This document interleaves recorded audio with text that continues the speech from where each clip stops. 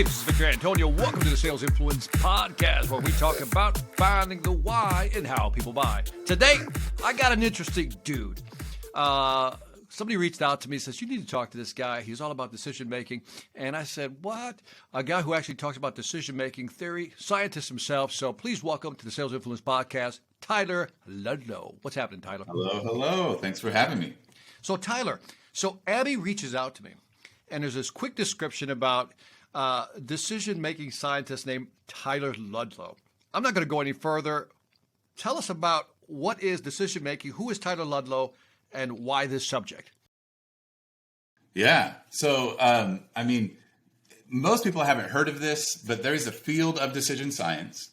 It's been around for several decades. Obviously builds off of math and psychology and some other fields that have been obviously around for longer. Very strong relationship to like behavioral economics, which is, popular these days, that kind of stuff. And I started into this field a little over a decade ago. It has a long history of being applied at very large companies, which is where I started for about a decade. Worked for 2 Global 500 companies. And then just started to feel like it wasn't right that just the big guys on their big decisions had access to this stuff.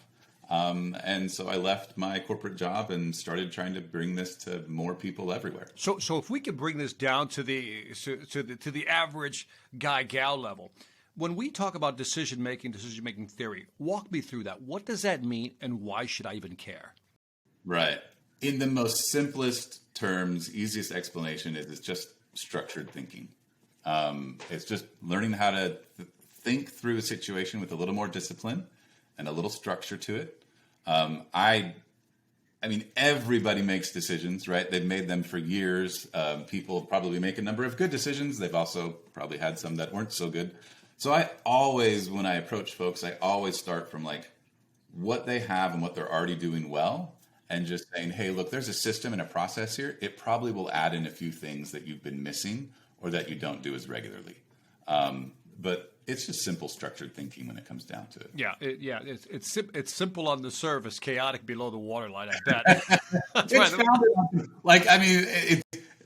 The founders were a dude from Harvard and a dude from Stanford. Like, they know their stuff. Like, it's founded on some. If you want to be a math geek, you can nerd out in the area. Mm-hmm. But man, I just want to use a couple of good tips for thinking more clearly, not freaking out when it comes to facing uncertain future and stuff like that. Then it can help in everything. Yeah, well, let's talk about that. Like, where would I use this? Like, where would I use decision-making process / theory? Where would I use it? Give me like a tangible example. Maybe you can start out with something simple, average person, and then let's go into companies and how companies use it. Sure. So I'll give you an example that just happened just a couple of days ago. A gentleman, his name's Joe, has gone through some of our programs, little coaching call that I had with him one-on-one. And as we were talking, he says, I have this offer from a buddy of mine who has to start a company together, some sort of partnership, joint venture type thing. And he said, oh, I never even thought about it. I should have asked you about this. So I said, well, tell me about it. By the way, what a friend, Joe. Hey, Joe, if you're listening, thank you for pointing out the obvious. Yeah, it gives me a story. Yeah, no, but it was really interesting. He says, I've been thinking about this for a couple months now. He said, if it goes well, like if I leave I'd have to leave my current corporate job. He's got a great job, but he said, if I have to leave my job, to take this one. It could work out, and if it did, it would, I'd be financially better off. I'd have more flexibility, more control. Like, it would be kind of across the board better. It'd be game changer. That's what they say. It'd be a game changer. Right? Yeah, absolutely. But at the same time, like, he really does. He's a senior leader in this company. He's got a great corporate job. He's enjoying what he's doing for the past several years and anticipates that would continue. So he's not he's not like dying to get out of there. So he's like, and if I did, and it doesn't work, he said, 4, 5, 6 years down the road, he said, I'd be 55. He said, I could still probably get, with all of his connections in the industry that he's in and everything, so I could still get another gig and go. Like, it'd be a waste of time, and it would certainly, it'd have an impact on income over those over the next short term, but he's also, I just don't know if it's worth it or not. By the way, this is a great setup. By the way, I love this setup because I think a lot of people we're all caught in this decision. I've been in this situation several times already in my career, so I think this is a great setup, great story. So there I am. I'm sitting with Tyler. There you are. and right, and like a quick pause, like the decision science behind this is like super simple and extremely common. Because you're making me mad, Tyler. You're making me mad. Let me tell you why you're making me mad. Because you keep calling it extremely simple, and you know it's not. You know it's not. Well, okay, but go ahead. I'm sorry. Go ahead. I'm sorry. No, you're fine. But you're right. It's the life. It's the skin that it's showing up in that makes it difficult or complex or emotional or tough, right? But like the bare bones decision science structure behind it is actually simple. There is, because the pattern that he's in, right, is, hey, I've got these two options. I can stick with something I know, or I can go for something that's uncertain. And if I go for that uncertain thing, it could be really good, or it could be the worst case. And so my certain thing is smack dab in the middle. So which do I do? That is one of the most common decision patterns that we face. But the solution to it, like once you can apply a little decision science to it, it's really not all that complicated. So I just had a discussion with him, and I said, well, without relating the whole discussion, boiled down to simply saying, hey, Joe, if you take if you continue what you're doing right now, that's his sure thing, and said, how much better than that would going into taking this opportunity and going well? What would that look like? And so he describes that, and I said, okay, well, how much worse would it be if you try the entrepreneur thing and it fails? And then I just asked him, well, what's the relative difference between them? How much of a step up is that relative to how much a step down it going bad is? So he comes back and he said, and I usually do that by saying like, hey, if the low end was 0 and the high end and the good end was 10, tell me where that sure thing is in between. And so he says, I mean, we talked through what it would look like. So he's okay. Sort of unbiased. just to put some numbers for it. Let's just put some numbers for people on this one. Yeah. So if he stays with his thing, what kind of number did he give you? Like, okay, Well, so what he said was, so the way that you set it up is that you say, if it goes wrong, that's a 0. If it goes well, that's a 10, just in relative terms, right? And the numbers, like, we're not going to do a lot of fancy math. They're good to help get clarity. And then I say to him, where does the sure thing land between it? You put it, how much better, where does it fit in between those two? And it's important to have talk through, like in real terms, what those are, so you're not just pulling a number out of thin air. You're basing it off of some good, clear thinking. Our minds are incredibly powerful tools. We don't need an algorithm to tell us what we do all the time. It can think through situations. So in that case, before you give me those numbers, so 0 being worst case, 10 being best case, right? And so you're going to ask him a bunch of questions so he can really assess, as you just said, what that number really is. In other words, yeah. Like before bringing up 0 to 10, I just say, hey, tell me what that looks like. Why is that so much better? And he describes, time with his family or income, a professional opportunity that he hasn't had yet. Why is that bad if it fails, right? And understanding those sort of like intangible, real terms before you start fictitiously putting a number on it is an important thing. It helps research shows it helps to de-bias our thinking and help us to be able to think clear. What's so important about what you just said, it's a subtlety, but it's important. It's the sequence you just used, which is to have the conversation first and then ask, I'll just say the Likert scale number, right, of 0 to 10, right? And because, as you said, it de-biases that number. At least you try to insulate it from any real biases. And I think that's important to note. So yes. I love the way you said that. Okay, so keep going. Yeah, no, and you're dead on. You're absolutely right. Very important. So we've got 0 to 10, and then the moneymaker question is, hey, Joe, where would you put that sure thing, which we know is in between?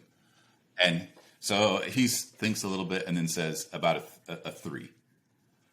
And so then my first reaction is just to test. Does this sound right? So what you're saying to me is that if you're at the sure thing, it's about twice as good to go up to that thing being successful as it was to go down, right? 0 to 3 is 3. 3 to 10 is 7. That's slightly better than double the other one, right? So it's about a 2-to-1 ratio. And he says, yeah, that feels about right. I said, perfect.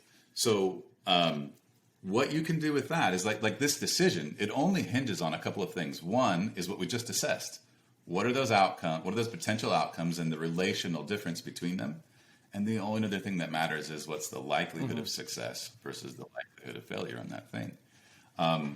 And just with some very simple math, like algebra math, you can solve and say, hey, if you were about all you would need to of a percentage to how to say this, the higher that percent of the good thing going well, the more likely you'd be in on it, right? If it was like a 99%, you'd be like, that's almost a guarantee I'm going to go. As it goes down, you're a little more concerned. But at a 2-to-1 ratio of the outcome, good to bad, right?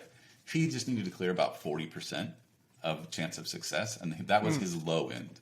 I think when we figured it out, 40% meant a 1.5 ratio. So he was already. If he took his most conservative estimate of the likelihood of this thing going well, his outcomes, how he'd rank them, they already were telling him, you should go for it. So then the only other thing to just sense out, and I think I'd already asked him this, was like, could you handle it like if this went wrong? If it went wrong, is it going to destroy you? Because the math is totally insensitive to the human condition. It just says, hey, if I saw this decision over and over again, this is how it's you like the should rational play it, side. right? That's pure rational. And now you're asking about the emotional, the emotional aspect of that decision. Yeah, like, I mean, for example, when I used to work at, big companies, we'd make $300-500 million investment decisions. And those aren't guaranteed to go well. There's some risk that they go bad. But you look at some of them and you say, oh, the company should totally do this. Now, would I do that with my own money? Like, right? No, because I can't afford I couldn't even afford to make a $500 million decision. But I certainly couldn't afford a $500 million loss, right? With a company, they expect a few of those. And because they take that risk, they also expect more where it will succeed. And so they come out ahead, right? So there is some sort of, in the previous company that I worked at, we used to poll managers and directors and senior level folks as they would take our internal decision science training. And what we found is that the more senior that individuals were, the bigger budget that they were responsible for, the higher dollar amounts at which they would stay at this mathematical risk neutral thing, where they were taking on the risk that they should, given the potential rewards that were there. The more junior that folks were, then the more worried that they were about their career path or their promotability or their bonus at the end of the year, those sorts of things. And they would start to get over conservative and concerned about whether it would go wrong. That does make sense, though, right? I mean, let's that's a B2B example. We can even tie to B2C, because if you have not a lot of money, it's hard to risk that. Right, and that's kind of the same thing, right? If you're a junior, you're kind of like thinking about your career path. That's a parallel there. But if you have extra money, you can take extra risk. If you got big dollars in your budget, you'll take bigger risk. Yeah, absolutely. I mean, if you're starting out as an entrepreneur and there's some branding thing that you could jump into or whatever. I mean, you might have to do the small version rather than the Cadillac, because that's all the budget, so to speak. That's all the budget you have, or that you could afford, right? All the budget that you could afford to lose. So yeah, I mean, it makes a difference. So as long as Joe, I think early in the conversation, he'd already said, yeah, like I could do this for 5 or 6 years, and then if it failed, I'd jump out of it. And yeah, that would be disappointing. It's not a question of whether that's not desirable. Yeah, that's disappointing, but I could handle that. Like we have enough. My wife works. Sure. We could come back from that, and as long as that was the case, then we're like, hey, you're past the threshold, and that's the cool thing in this decision science. I think that a lot of people, and I've found this, big companies, individuals across the board, we get tied around the axle in thinking that we have to have the exact right numbers. Let's go out and get more data, more research, more whatever, and that's important. Like, when you look back, you want to be able to account. You want to be able to look back at the exact numbers. How much profit did we make? How good was it? And all those, learn from the past. But decision making is a forward-looking venture. You're always at the point you are now, looking forward. Yeah. You're forgetting those sunk costs, as they call them, those previous decisions, whatever. Looking forward, it only matters what might happen. But that's interesting, though. I mean, I'm kind of smiley here because I'm like, dude, I'm loving this conversation. By the way, I'm loving this conversation. I'm just totally geeking out with you at this point because I got so many questions in my head. I'm like, stop! I want to ask you another question. Stop! I want to ask you another question. So, like, for example, You talked about, because timing is always an important part of decision making, right? You talked about Joe, who said, you know what, if this doesn't work, that's 4 or 5 years, sunk cost, experience learned. But if we're talking to somebody who's towards their end of their career, then that's another aspect of decision making, right? Because now it's about how much runway do I have, and can I afford to make that mistake? And then you mentioned something else which was interesting, which is sunk cost. And you say, well, yeah, decision making is a forward thinking exercise. I'm with you. The problem is, and you know this, because memory is a biscuit. You know what I mean? It just keeps reminding you of all the stupid things you've done. So it's hard to take the emotion out sometimes when you're trying to look forward. So the two questions there is, one is, when people have timelines, does that affect decision making? I think that's obvious, yes, but you can correct me if I'm wrong. And then the other one is, how do you avoid, like you've screwed up things in the past, you want to make a decision going forward, how do you insulate yourself from your own memory, from your own past? Right. So let's answer both of them. I mean, yes, you're dead on. Timing does obviously affect decisions. What I would say is that, the principles of decision science, like we were talking before, they give guidance for structured thinking. You kind of always follow, if you can, you kind of always follow the same process. Sometimes you have to condense it smaller, and it's, 5-15 minutes of sitting down, reflecting, getting clear on some things, and then jumping in and going forward. Sometimes, like when we would work on big projects at the large companies, it was 4 to 6 months of working with a team of individuals to get all the data collected, to do the analysis, to do all these various things. So if you have the time, use it and use it well, right? And if you're crunched on time, you can still do a good, thoughtful process. You don't have to be hurried and not do that. So that's my time thing.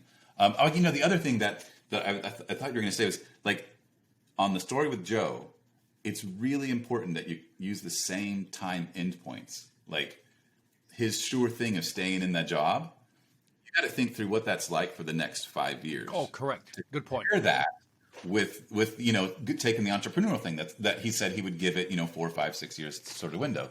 You got to compare against the same time windows, otherwise it's not apples to apples. Yeah, and that's really hard, isn't it? Because in those 5 years, it's hard to calculate opportunity cost. It is, and that's the tough part, because you're always guessing at that. And I would say 5 years is longer than I would normally do, but it's what he felt comfortable with, right? That was a time frame that made sense to him. A shorter time frame is usually a little better for individuals. But yeah, you're absolutely right. You got to take it. You got to take into account the opportunity cost. Dude, I feel like I'm getting away with murder here interviewing you, because this is good stuff. So no, okay. So keeping my audience in mind, I'm going to give you two scenarios. Okay. It's B2B. It's also B2C, right? But let's say this is totally hypothetical. It's like a thought experiment off the top of my head. Let's say that I'm either a small company, small business, or maybe even an entrepreneur, right? We get approached with a lot of things every day. And one of the things I always get approached with, and I'm sure many entrepreneurs, is, let's say, some marketing strategy X. There's a company who offers marketing strategy X. It could be social media, lead gen, whatever it may be. Let's call it marketing strategy X. They approach you and they say, hey, here's what we can do for you, right? That's one scenario. And it also works in a big company, right? Large agency comes to a corporation and says, hey, we could help you with marketing strategy X. Walk me through, because obviously there's two different types of budgets we're dealing with here. Let's say the entrepreneur, I'm going to assume there's a tighter budget, and on a larger scale, we could all say there's a tighter budget for a large scale, relatively speaking, but let's say they're a little more flexible. Walk me through both scenarios, how you would help me make a decision on whether I should buy into that service or not. Right. The first thing I would do is ask you a whole ton of questions about what you're going after, what you're trying to accomplish. What is it? Is it maximizing the growth over the short term? Is this more of a long-term play? What's the need that you're in the situation? Most people, there's a thing in decision science called alternative focused thinking versus value focused thinking. And I'll explain those two terms. So, like, alternative focus is how most of the world operates. It's how we're marketed at. We're told this is a juicy hamburger, or these are amazingly comfortable shoes. Like, we are marketed based on the attributes of the option or the alternative that we're pitching us, right? And so in the scenario you mentioned, especially when someone comes at you with the pitch, right? Then it is all about that thing, the widget, the alternative in this case that they're giving to you. And so when we operate in that mindset, we tend to be much more narrowed in our thinking. The first step for decision science is to switch to what we call this value-focused thinking. And that is to move away from what are the inherent attributes of the alternatives and to say, well, what is it that I'm seeking? What is it that I want? So, like, for example, if you were to buy a car, if you were to ask somebody, hey, here's this, red Corvette, and you're looking at it and somebody says, yeah, I need a red car. I really want a red vehicle. And you say to yourself, well, so red is really an attribute of that Corvette, of that option or that alternative. And I say to yourself, well, the question that I use to get at the difference between these attributes versus values is to say, well, what is it about a red car, or in this case, a red Corvette, that's so important to you, right? And that simple question, what is it about X option that's so important or intriguing or enticing or attractive or whatever? I ask you that question, you say, well, Tyler, I need a sort of a muscle, macho, fast, that sort of like it needs to feel, look that way. And I say to myself, oh, so red is actually in your mind a surrogate for that value. Like maybe a bright orange or a bright yellow gets you in that same category, right? It's a muscle car.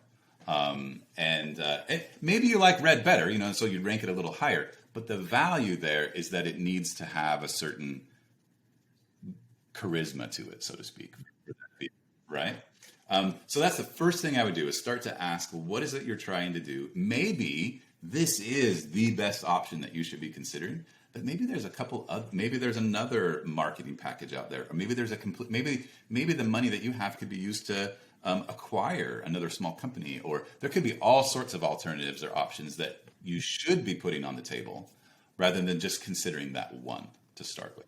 I like the red Corvette analogy because, we always talk about, features and benefits, but we never really talk about the outcomes you're looking for, which I think is the value side, right? Yeah. I think the alternative focus is like, because sometimes we get caught up in the bells and whistles, and they say it can do all these things. But then, if I hear you correctly, I would move to the value side. I said, but what value is that going to really provide? Yeah, what are the things that matter to you, right? Right. Don't tell me about horsepower if I care about gas mileage, right? Correct. Whatever it might be. And so in this case, it's really about asking great questions to allow you to make a better decision. But what you've put in my head, which I think is really brilliant, this was worth the conversation by itself, is I've never looked at it that way, is that this alternative focus is sometimes we get caught up into that because it's more emotional. It seems to me where the value is almost reflective. Yeah. Like, hey, do I need that? It takes a little bit of discipline to sort of press the pause button and say, well, what's important to me here? I'll give you a real quick example. And by the way, I want to highlight something you just said because it's what you started out with. You said structured thinking and discipline. Yeah. And this is what you're talking about now. It's discipline at the same time. So there's structured thinking and discipline. I wanted to tie those two together because I thought it was a great phrase you used. No, and you're absolutely right. And a lot of us are less disciplined than we should be in a lot of areas in our lives. But in particular, research shows that people avoid making decisions. They'll pay money, they'll endure pain, they'll do a lot of things to have to avoid that mental, gymnastics to be able to think through. So yeah, it does take discipline. Yeah. You were going to give me an example. Yeah. I remember what it was. We've got a big family. We've got 10 kids at home. That's a big family. That's a big family. So number of them are older, and we've got a number of teenage drivers. And we needed to buy a third vehicle not too long ago. And so we're like, okay, what kind of vehicle do we need? And I opened my phone and I downloaded the Auto Trader app or something like that. And I get on the app and I look at the vehicles in our area, and there are 33,000 plus vehicles around Indianapolis. And so obviously a huge set to start with. So then I start thinking myself and have a conversation with my wife. What are we looking for? And this is back to that values sort of clarification. Like we hit the pause button, reflected for a little bit, said, what is it we're looking for? And so we came up with 4 things. Like we had a parameter around price. We wanted this to be which is natural, right? I think that's a really easy one. Sure. We had a budget. But it was flexible. If we had a better car, we'd pay a little bit more, right? Or we'd like to get it for a little bit less. But so we had a range. And then we said, well, a big part of what we're looking this for is for our kids to drive. We had a daughter that went to a education program across town, soccer practices, various things. So we're like, gas mileage, because we'll end up. That's what this vehicle is for people driving all over the place. So gas mileage was important to us.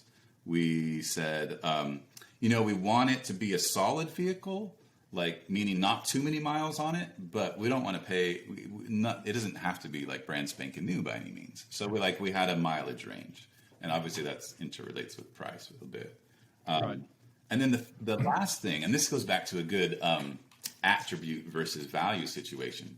So we've recognized over the years with our kids that cloth seats in a vehicle absorb what kids spill. Food, liquid, all sorts, right? So I'm sure there are other parents out there who are like, yeah, it's nasty. You pull that car seat out and you look underneath it and you're like, landmine. By the way, I would like to talk to your wife on this podcast and say, what is it like to live with a decision-making scientist? I bet you I'd get a hell of a conversation. Oh, yeah. She tells me sometimes, hey, don't pull that work stuff on me. Okay. But so we're like, hey, like we've realized cloth seats are better. Like we really like leather seats, not for like the luxury. I mean, they are a little more comfortable, the luxury, but for us, it's to clean up the spills. That's a huge difference. So the attribute there is leather seats, but the value that's behind it that matters to us is that cleanup and then sort of the preventing that ongoing nastiness. So with those 4 things, like I figured out those 4 things, I could plug into the app, even the leather seats filter, right, and turn that down. And from 33,000 plus cars, it dropped to 14. Really? Yeah, because we plugged in like the highest miles per gallon. It was like 40 plus miles per gallon. The mileage, I think we were looking for like less than 100, but like 75,000-ish or something. We plugged in those amounts, dollar amount, our budget threshold, and it dropped to 14 cars. And then from those 14, you could easily look at them and say, okay, well, what is it about? My kids didn't like the body style of a Prius. They're like, Dad, that looks like, whatever. So we didn't go with that. So we bought this Ford Fusion hybrid, and we love it. Like it ticks all of our boxes, all of them. In fact, 6 months later, our second car died. We needed to get a new second car. We went through the exact same decision-making process and bought another Ford Fusion. Yeah. And by the way, my wife actually was thinking about buying. She wants to buy a new car. I'm like, buy a used car. Yeah. I wish. Can you talk to my wife, man? Because I'm like, fine. I guess she wants a new car. She wants a brand. She wants that new car smell. I'm like, but it's such a waste of money. But anyway, what I love about this simple example, it's a great example, by the way, because as you're. And I'm sure there were a couple of other things that were involved in this decision-making process, but it kind of highlights what you're talking about, that whether you're making a business decision or a consumer decision, but back to business, is like a lot of people are always stuck because there's so many things to think about.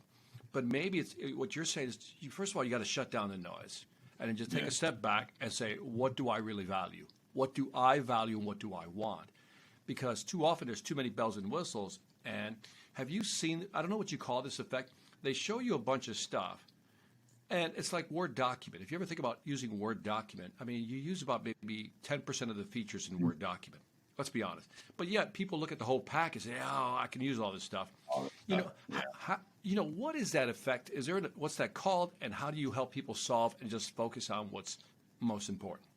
Right. So I think so the first thing, and it's a little bit tricky, a little bit nuanced. Like you need to be clear about what's important to you. But I learned when I first started as a decision scientist, like that was the framework and that was the structure. And so I would ask people, well, like, I would ask this really dumb question. It was, what are your values? And that is the worst way to find out someone's values. What I learned over the years is the best way is to take an option, an alternative that they already have, that they're intrigued in or already entertaining. And like, for example, our other car, previous vehicles that we've owned, right? And we say, what is it about that vehicle that you like?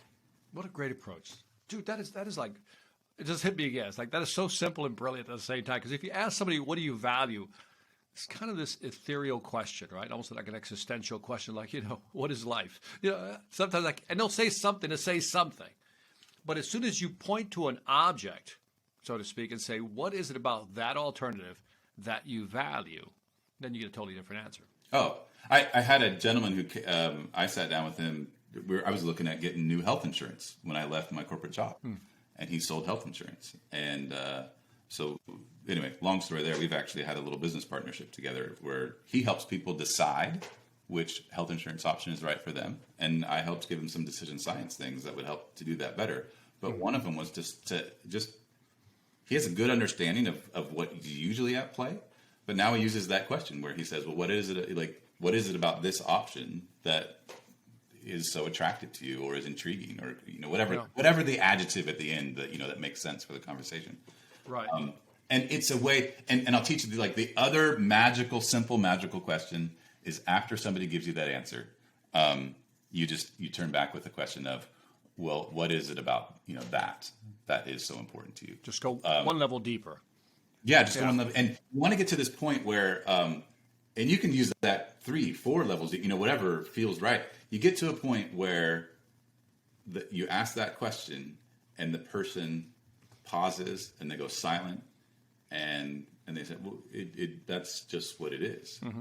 And that's when you have like that deepest, like that's that core value, right? I love that.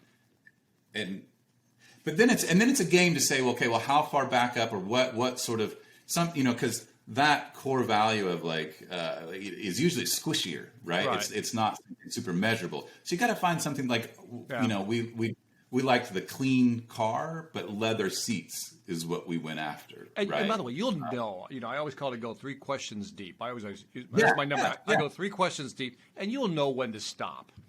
Do you know what I mean? There's a point where you're like, all right, come on.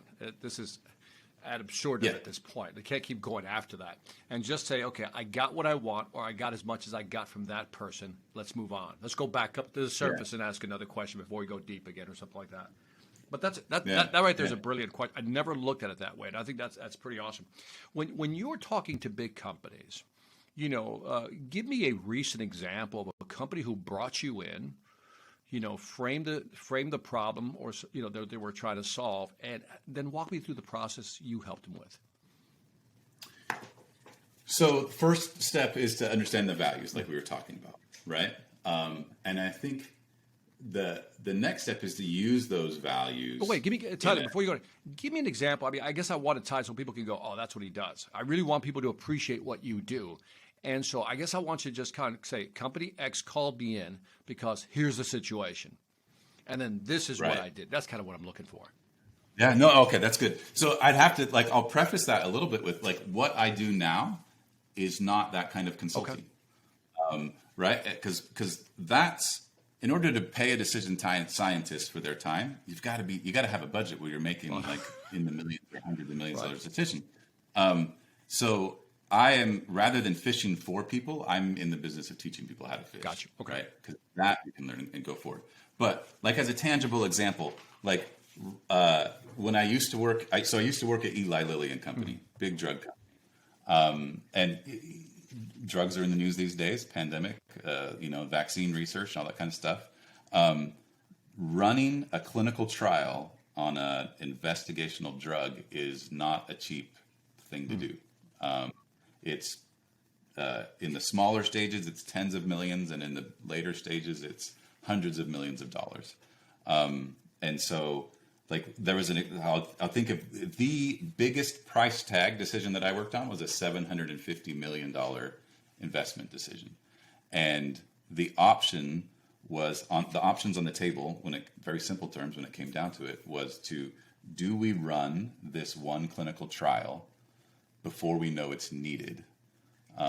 Because when we go to submit our drug data package to the FDA, they might require that we have this, and they might not. The history was they never had in that space before, but a competitor had just gone in and applied with the data package, a competitor that was ahead of us, and that competitor was told, no, actually this time you need this additional data, and it takes 3-5 years to run that additional data. So they, slipped back in the order that these drugs were coming to market.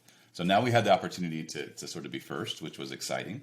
But the big question was, well, when we get there, are they going to require the same thing of us? Is this like a new trend? I don't know. And so I was brought in where they said, hey, look, we're a few years out right now. We have the time to start this additional trial if that's what we need to do.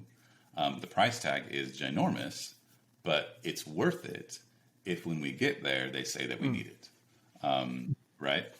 But it's a huge, it kind of similar to the situation with Joe, right? It's like, well, we could move forward uncertain or we could launch it. But so for their situation, it was, do we do this or do we not? We went down this process. We were first clarifying values. The next thing that we started to do was look at uncertainties. We started to look at, well, what do we know about, it seems weird when you're not in the pharmaceutical industry, but when you're not given permission to just go talk with the FDA. You can't just take them out to coffee and have a chat.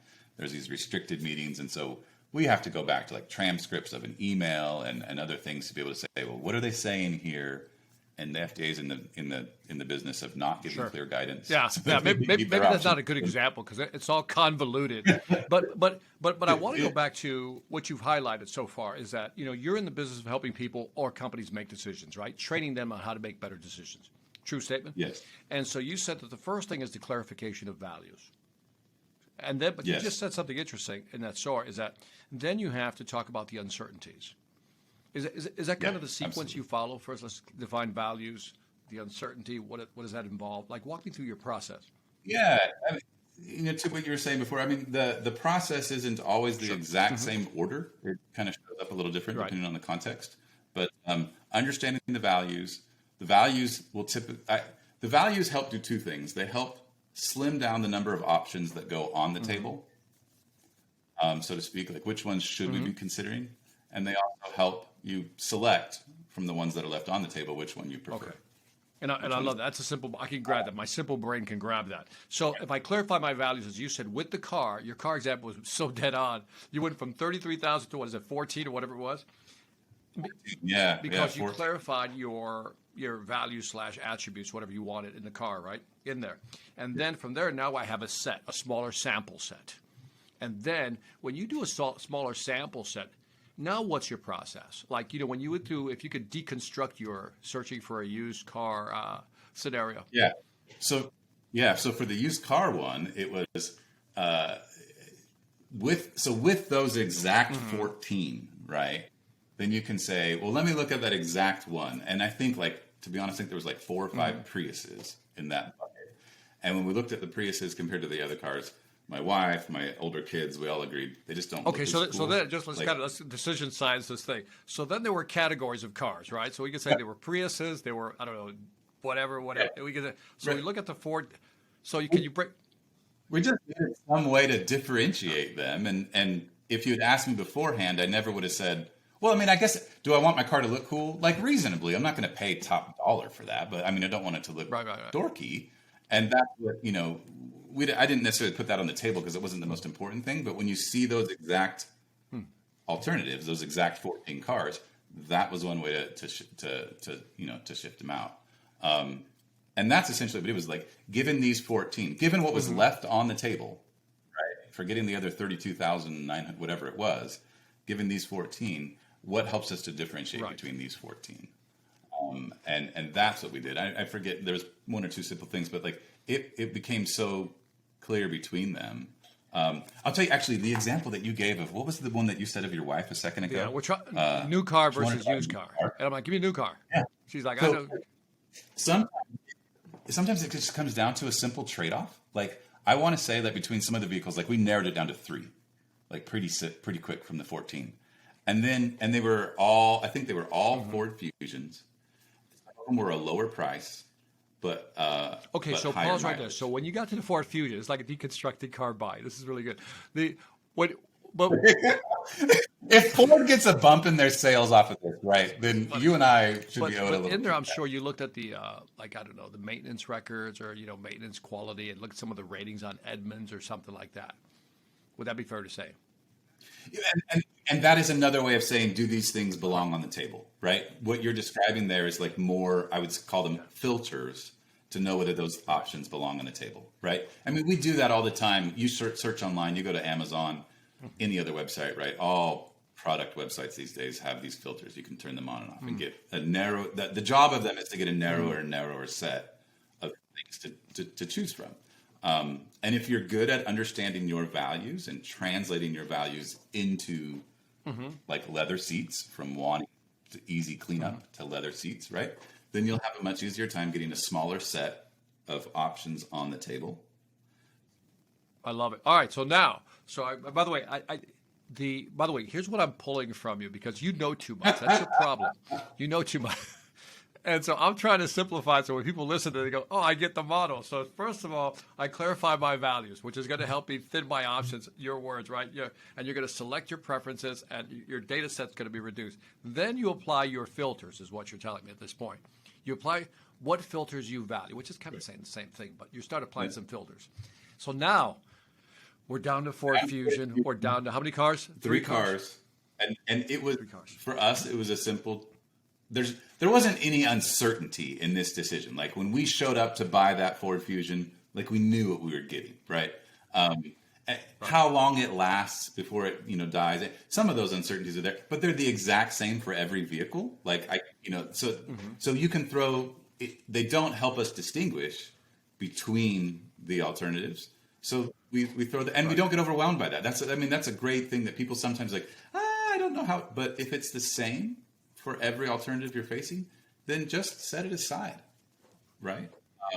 Yeah, at that point, because I love the way you just said it, because at that point it becomes it's much easier decision. Yeah.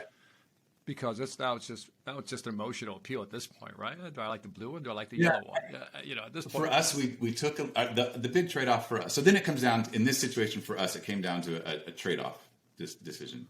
Do we pay for the higher priced vehicle because it's got less mileage, or do we take an older vehicle with a little bit more mileage for a lower price? It became the dollar mileage thing. Yeah. And striking the right balance. I love that. That's what I was thinking of, like your wife. You said, oh, she wants that brand new car. Well, like to me, the first, they say you drive it off the lot and you lose, whatever it is, 20, 30%. 20%. Yeah. And so to me, like I don't have any value in that first 20% of the vehicle. I could care. I'll take a car that's, 5,000 miles, 10,000 easily. Yeah. To me, I'm with you, Matt. What you lose in that moment is not any loss to me. Now, maybe to your wife, that's a really big deal. We could disagree about whether it should be or shouldn't, but to her... Yeah, by the way, just out of curiosity, this is interesting. For her, it's always uncertainty of how the first, let's just say it has 5,000, and how that car was treated the first 5,000 miles. Yeah. Yeah. And I'm like, it can't be that bad. I mean, nobody's going to be that abusive to their car. But that's a difference in values. Yeah, test drives or whatever. Yeah, but no, that's good. And I think like that uncertainty, so for her, that uncertainty was a big deal. For me, I wipe that away and say, oh, it's not a deal for me. So for her, uncertainty shows up. Well, then it's back to like the situation with Joe that we were talking about at the beginning. You have this uncertain option.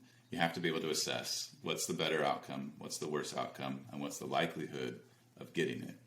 And what happens to a lot of people, your wife could be in this bucket, maybe she's not, is we see uncertain and we start freaking out and we take the most conservative route. And so in the case of a vehicle, you pay a huge premium to wipe away that uncertainty about, what happened. Yes, that's exactly what's happening. Thank you for analyzing our situation. I'll show my wife this recording after we're done. I didn't intend to be talking cars the entire time. I mean, obviously. No, but by the way, the thing is, you're not talking cars. That's true. That's the fascinating part, is that you're not talking cars. You're talking about how people make. Everything is a decision, and I think buying a car is something that everybody go, oh, that's what he does. And as you relate it to business or trying to grow your business, it's you help people. If I get you right, you help people go through that decision-making process, because one, figuring out what the value system is and what it really means to them is important. Two, as you narrow your options down or how you want to grow or scale your business, we got to look at uncertainty, but we got to weigh that against, certain filters that you're going to apply to see what options are really available to us. And I'm trying to summarize what you do, but that's the car example I think is fantastic because it applies directly to complicated business decisions. Yeah, when it comes down to if like we were to relate all of this discussion to like a sales discussion, right? The the first misjudgment that people make of me and what I do if I meet them. Like I used to travel before the pandemic. I used to travel a fair amount. Have a chat with every Uber driver that gives me a ride to or from the airport, right? And when I mention that I'm a decision scientist, like I could give you the most common responses. The most common one is like, "Oh, is that a real job? That doesn't make that sounds made up, right?" But the next one is that they say, "Oh man, I could have used you the other night," and they start giving me some instance where I could have made a decision for him, and that's not what I've ever done. That's not what a decision scientist helps you to make your decision, right? Or teaches you a process so that you can choose yourself. And so when you like this, it exists in these big companies where they have people that are paid. I wasn't paid to make the choice. It was the executives making those investment decisions.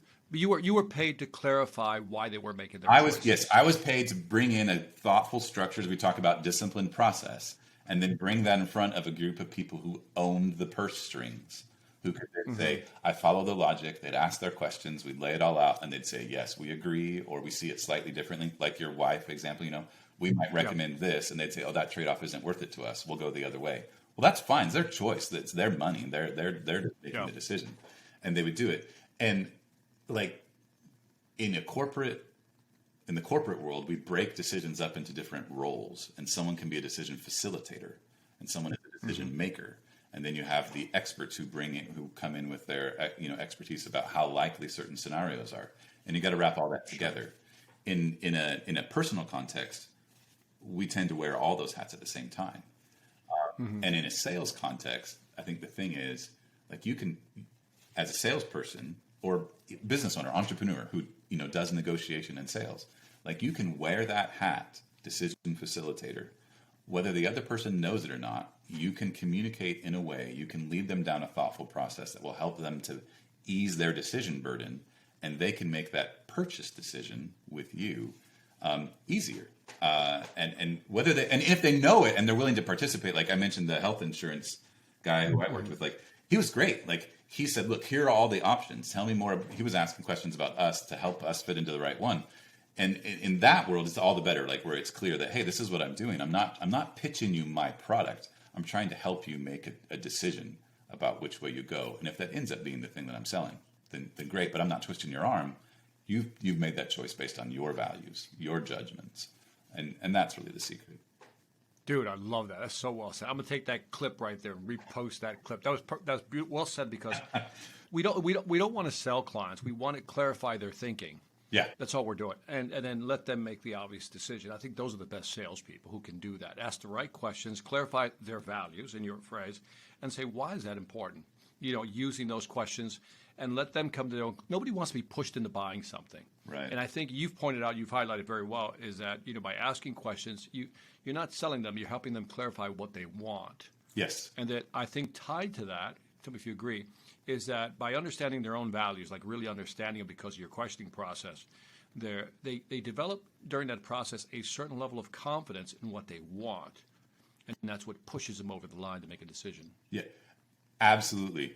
The insurance friend that I have, I talked with him and was asking him about his prospects, his leads, and what was the number one reason why they didn't go forward with it. Particularly, I said, because he said, Tyler, I get in these situations. His name's Matt. He said, I get in these situations all the time where I'm meeting with somebody. It is so painfully clear to me that this is the right solution to them, regardless of the fact that I'm selling it. Like, and he's really good. If it's not the right situation, he doesn't sell it to me. It's like, you don't want this. You don't want this. So he's really good about that. He said, but like, I wish there was times I could because I know down the road something's going to happen and they're going to be in a worse off situation if they go with what they were sticking with. And so I had a conversation with him. I was like, well, why do you think that is? Tell me about what's happening there. And we talked all through it. Number one reason is, as he kind of put it together, was that people were unfamiliar with the option that he was putting forward to them. It was new and it was different. And so, we're like, okay, well, when we build the structured decision process for him, a lot of it was centered on helping people to understand what the alternatives were and how health needs are uncertain. I don't know if I'm going to need to go to see the doctor. I don't know if I'm going to break my arm. I'm going to, right. So there's a huge bit of uncertainty there, and how that plays into these different health insurance products.